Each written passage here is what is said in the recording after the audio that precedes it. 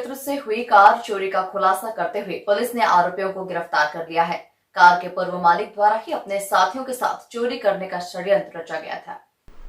जानकारी देते हुए एडिशनल डीसीपी राजेश दंडोतिया ने बताया कि पिछले दिनों फरियादी मोहित पिता संतोष वर्मा द्वारा थाने पर रिपोर्ट दर्ज कराई थी कि उसने अपनी XUV 500 कार घर के बाहर दत्तनगर में खड़ी की थी, जिसे कोई अज्ञात चोर चुरा कर फरार हो गया। घटना की रिपोर्ट के बाद पुलिस ने घटनास्थल के आसपास के CCTV फुटेज खंगाले, जिसमें कार केट चौराहा IIM स्क्वायर होकर पीथमपुर होते हुए सागरकूटी के रास्ते से बेटमा तरफ जाते हुए दिखी। वही कार कल्याण संपत कॉलोनी में जाते हुए दिखी, जिसके बाद पुलिस ने वहां के रहवासियों को कार के फोटो दिखाए, जिस पर उन्होंने बताया कि कार कॉलोनी में ही घूमती है। इसके बाद पुलिस ने इस कॉलोनी से समीर उर्फ किट्टू टंडन और विजय उर्फ भूरा पिता महेश व विशाल यादव निवासी बेटमा को पकड़ा, जिन्होंने पूछताछ में बताया कि उसके द्वारा कुछ दिन पूर्व फरियादी को कार बेची थी, जिसकी एक चाबी उसके पास थी और उसने फरियादी को यह कहा था कि एक चाबी खो गई है और उसी का फायदा उठाकर उसने अपना अवैध शराब का धंधा करने के लिए उक्त कार चोरी की थी। आरोपियों द्वारा कार चोरी करने के बाद उसे ओमकारेश्वर ले जाकर वहां की पार्किंग में छुपा दी।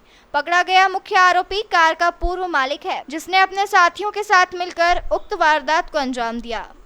ये 14 की नाइट को एक जो दत्तनगर का रहने वाला है फरियादी, उसने अपने घर में सो गया था और अपनी जो गाड़ी है XUV 500 वो अपने घर के सामने रखी थी और सुबह जब उठा तो उसने देखा कि उसकी गाड़ी गायब हो गई है।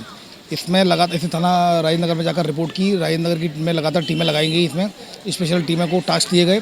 इसमें लगातार 100 से अधिक कैमरे देखे गए और कैमरों में लगातार चौराहे होते हुए ये गाड़ी बेटमा में कहीं जाकर दिखाई दी। फिर बेटमा के बाद फिर वो ओंकारेश्वर में दिखाई दी और ओंकारेश्वर से फिर वापस बेटमा में दिखाई दी। तो इस तरह से इन फुटेज के आधार पर उनका वहाँ की टीम ने कुछ लोगों को आइडेंटिफाइड किया गया। हिरासत में लेकर जब पूछताछ की गई तो टूट गया। इसमें जो आरोपी है वो पूर्व में इस गाड़ी का मालिक था XUV 500 का, उसने इसको फरियादी को बेच दी थी।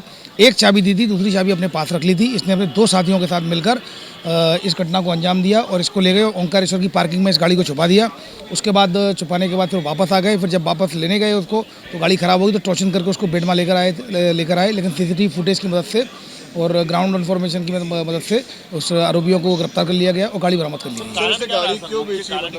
मुख्य कारण चूँकि ये इसका पूर्व में आपराधिक रिकॉर्ड है। जो आरोपी है, जो पूर्व में जिसने गाड़ी दी थी और ये गुजरात में भी शराब के काम में बंद हो चुका है और इससे जब पूछताछ की तो इसके द्वारा बताया गया 2 जगह शराब का मतलब शराब के केसेज में कई केसेज हैं इसके पास इसके खिलाफ जिसमें बंद हो चुका है। ये गाड़ी की ज़रूरत थी जिससे कि वो अवैध शराब की सप्लाई करता, तो इसमें भी लिंक लगातार ढूंढी जा रही है।